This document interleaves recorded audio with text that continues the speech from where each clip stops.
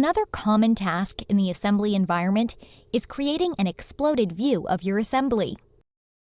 SOLIDWORKS again makes it pretty quick, and it's fully customizable, as you have your exploded view look however you want. To create a new exploded view, you actually have to switch over to the Configuration Manager tab. Right-click the default configuration and select New Exploded View from the right-click menu. Configurations are a bit outside the scope of this course, but this is the way you add an exploded view. This brings you into the Exploded Property Manager.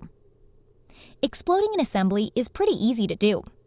There are a lot of settings here, but more or less, you simply select the component.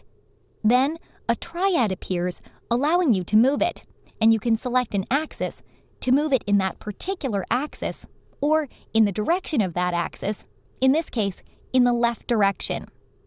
You can then click on the pin component again and drag the correct axis to move it up. Notice that each time you select and move the component, SOLIDWORKS adds an exploded step to the Property Manager. You also have the ability to select and move multiple components at once. I'll move these 4 hex bolts and drag the triad upwards. Now, the order of the steps will affect how the exploded view looks when you animate it, because you can animate the exploded view to collapse and expand.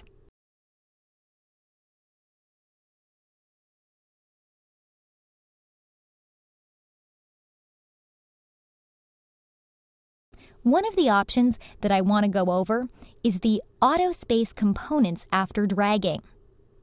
This is really useful with hardware stack-ups, such as a screw, nut, and bolt. The rest of the options for creating an exploded view are a bit more advanced for this lesson, so I will not be going over them here. Once completed, I'll click the green check to create the exploded view. Notice that right now, the assembly is just in its exploded state, but you cannot see anything unique in the Configuration Manager. To view the exploded view, I'll expand the default configuration, and from there, I can expand the exploded view to see the different explode steps that were created. To return the assembly to its assembled state, you can either double-click on the exploded view configuration to toggle it on or off, or you can simply right-click the exploded view configuration and select Explode or Collapse. And like I said earlier, you also have the option to animate the exploded state. This brings up the Animation Control box, where you have your typical play, rewind, rewind to start, fast forward, and etc.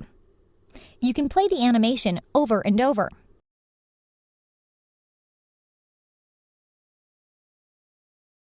Also, you have an option to save the animation as an AVI onto your computer. If you close the control box, you can also animate the collapse state by right-clicking on the exploded view configuration. This brings up another animation control box with the same options as before. Animating an assembly is a great way to create instructional videos on how an assembly can be put together, and can be very easy to do.